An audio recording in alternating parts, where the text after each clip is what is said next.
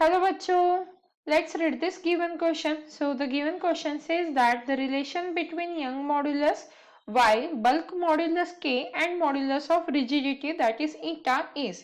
तो देखिए बच्चों, हमें यहाँ पे बोला गया है क्वेश्चन में कि हमें रिलेशन पता करना है young modulus, bulk modulus and modulus of rigidity के बीच में, और उसके लिए हमारे पास 4 ऑप्शंस भी अवेलेबल है। उसमें से हमें करेक्ट ऑप्शन फाइंड आउट करना है।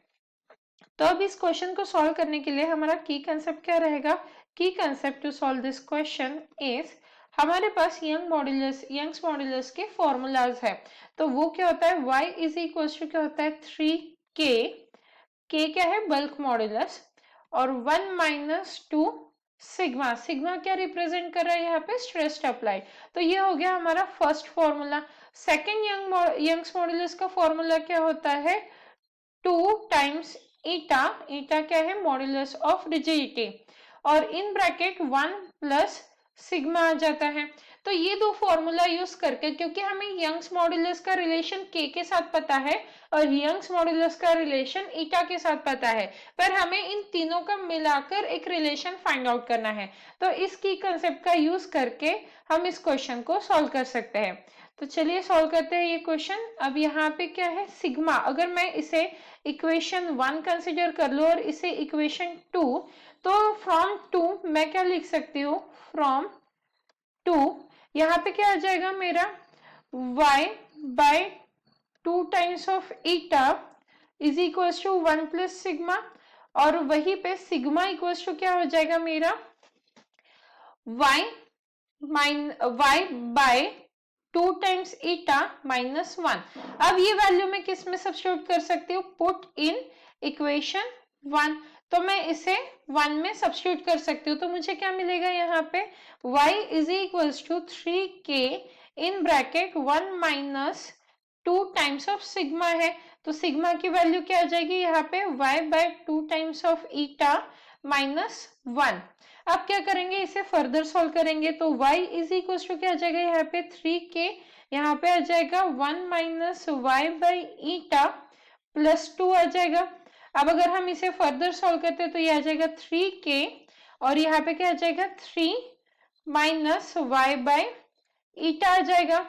अब अगर हम इसे और फर्दर सॉल्व करें तो क्या आ जाएगा? y is equal to 9k minus 3k y by eta. मतलब y की वैल्यू क्या आ रही है यहाँ पे? y, और ये क्या हो जाएगा यहाँ पे? ये जो टर्म है ये इक्वल टू के उधर लेके जाएंगे तो 3k y eta is equal to 9k आ गया है। तो यहाँ से हम y को कॉमन ले लेंगे और ब्रैकेट में आ जाएगा 1 plus 3k times eta is equal to 9k। तो मतलब हमें y इक्वल टू क्या मिल रहा है यहाँ पे? देखिए y इन ब्रैकेट, इसे भी हम ये कर लेते हैं, eta plus 3k divided by eta आ गया अभी होल, इक्वल्स टू 9k। तो अब हमारी y की वैल्यू क्या आ गई यहाँ से? y इज इक्वल्स टू आ गया है 9k ईटा और divided by eta plus 3k। तो ये आ गया हमारा रिलेशन y के और ईटा के बीच में। अब अगर हम ऑप्शन चेक करें तो ऑप्शन में कुछ अलग तरीके से ऑप्शंस प्रेजेंट किए गए हैं। तो हम सबसे पहला ऑप्शन ले लेते हैं। पहले ऑप्शन को सॉल्व करके देखते हैं कि वो इसके इक्वल आ रहा है या नहीं। तो फ्रॉम ऑप्शन 1 को हम सॉल्व कर रहे हैं। तो ऑप्शन 1 में हमें क्या दिया हुआ है? 9 by Y is equal to 1 by K plus 3 times of eta. तो ये हमारा ऑप्शन है। अब अगर हम इसे सॉल्व करते हैं तो क्या आ जाएगा? 9 बाई वाई इक्वल्स टू यहाँ पे आ जाएगा ईटा प्लस 3k डिवाइडेड बाय क्या आ जाएगा? ईटा के। तो यहां से हम क्या लिख सकते हैं? y इज इक्वल्स टू क्या हो जाएगा हमारा? या फिर आप देखिए एक स्टेप और ले लेते हैं ताकि कंफ्यूजन क्रिएट ना हो। तो यहाँ पे एक और हम स्टेप ले रहे हैं। 1 by Y is equals to eta plus 3k, और ये जो 9 है इसे हमने यहाँ पे भेज दिया तो ये हो जाएगा 9 ईटा के। अब हम क्या कर सकते हैं? यहाँ से y की वैल्यू फाइंड आउट कर सकते हैं रेसिप्रोकल करके। तो हो जाएगा 9k eta divided by eta plus 3k।